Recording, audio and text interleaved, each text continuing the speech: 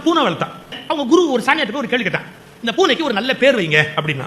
அவர் என்ன பேர் வச்சார்? பூனைக்கு ஈகோ அப்படின்னு பேர் வச்சார், அகங்காரம்.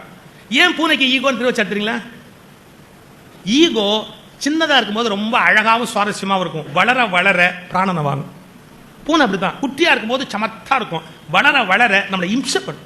நாள் கழிச்சு அந்த பூனை ராத்திரில இம்சை பண்ண ஆரம்பிச்சிருச்சு, தூங்க முடியல ஒரு நாள். உடனே அந்த சாமியார்ட்ட போய் கேட்டா, அந்த பூனையை என்னங்க பண்ணணும்னா அவர் சொன்னார், பூனையை கொண்டு போய் பையில போட்டு எங்கேயாவது விட்டு வர வேண்டியது தானே அப்படின்னாரு.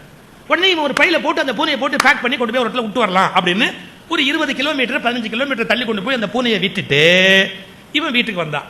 என்ன ஆச்சரியம் தெரியுங்களா? இவன் வரத்துக்கு முன்னாடி அந்த பூனை வந்து உட்கார்ந்துருந்து.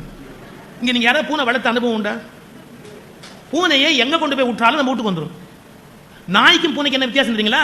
நாய் தன்னை வளர்த்த எஜமானனோட இணக்கமா இருக்கும், பூனை தான் வளர்ந்த இடத்தோட இணக்கமா இருக்கும். என்ன பண்றதுனே தெரியல. அது பெருசு இல்ல, அந்த பூனை இவனை பார்த்து கேட்டது, ஏன் லேட்டு? இவன் ஆடிப்பிட்டான். அவன் சம்சாரம் கேட்டா, அது அப்பவே வந்துருச்சு, நீங்க என்ன ஊர் சுத்திட்டு வரீங்களா அப்படி. கொஞ்ச நாள் ஆச்சுங்க. ஆனதுக்கு அப்புறம் ஒரு நாள் என்ன பண்ணா, இது இம்சை தாங்கல மறுபடியும் சாமியார்ட்ட போய் கேட்டா, அவர் சொல்றாரு, இந்த பூனையை கொண்டு போய் பக்கத்துல விட்டா வந்துருந்தா தெரியும் இல்ல, தள்ளி கொண்டு போய் எங்கேயாவது கண்காணாத இடத்துல விட்டுட்டு வாடா அப்படின்னு. உடனே இங்க போய் அந்த பொட்டலம் கட்டி கொண்டு போய் வேற இடத்துல விட்டுட்டு பஸ் ஏறி அப்படி இப்படி சுத்தி வந்தா பாருங்க. அப்போ ஒண்ணும் பண்ண முடியல.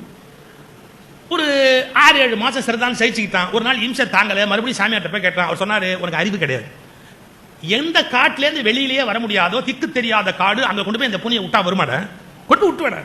உடனே மறுபடியும் இந்த பையில போட்டு பொட்டலம் கட்டி இங்கேருந்து போய் ஒரு காட்டுல நடுவுல போய் பைய பிரிச்சு பூனையை அவுத்து விட்டான். சார், பூனை இப்படி இறங்கி நின்னது.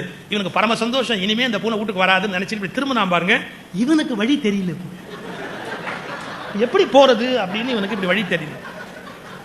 அப்பதான் டாப், இவனுக்கு வழி தெரியாம பூனையை பரிதாபமா பார்த்தான். பூனை சொல்லுச்சு, ஃபாலோ மீ. அது டைம் கரெக்டா அவனை கூட்டிட்டு வீட்டுக்கு வந்துருச்சு. இப்ப நான் சொல்றது சாதாரண விஷயம் இல்ல. உங்கள் நான் என்பதை விடுவதற்காக பூனையை கொண்டு போய் எங்க விட போனா, நான்கிற அகந்தாயை விடுறதுக்கு முதல்ல பக்கத்துல போயிட்டு வந்தான். அப்புறமா கொஞ்சம் 40 கிலோமீட்டர் தள்ளி போயிட்டு வந்தான். அப்புறம் ஆசிரமம் காட்டுல கொண்டு போய் விட்டு வரலான்னு காட்டுல கொண்டு போய் விட போனா. நீங்களும் உங்களுடைய நான் என்பதை விடுவதற்கு வீட்டில் பயிற்சி செய்கிறீர்கள், ஆனால் சில பயிற்சிகள் மூலம் முடியவில்லை. உடனே கோயிலுக்கு போகிறீர்கள், கடவுளை கும்பிடுகிறீர்கள், உங்கள் நானை விட்டுவிட்டதாக வீட்டுக்கு திரும்புகிறீர்கள். உங்கள் நான் உங்களுக்கு முன்பாக வீட்டில் வந்து காத்துக் கொண்டிருக்கிறது. கடைசியாக துறவிகளின் ஆசிரமங்களில் போய் பயிற்சியும் நோன்பும் எடுக்கிறீர்கள். அப்போது உங்களுக்கே திரும்பவும் நீங்கள் யார் என்று அடையாளம் தெரியாததால் வருகிற போது ஞாபகமாக உங்கள் நானை கூட்டிக் கொண்டு உங்கள் வீடுகளுக்கு திரும்பி விடுகிறீர்கள். உங்க நான்ல இருந்து உங்களால வெளியே வர்றது அவ்வளவு ஈஸி இல்ல. சோ ஐடென்டிட்டிக்கு நானை வச்சுக்கிட்டு அக்யூமுலேட்டட் நானை யாரால விட முடியுதோ அவன் தான் இந்த உலகத்துல மிகச்சிறந்த.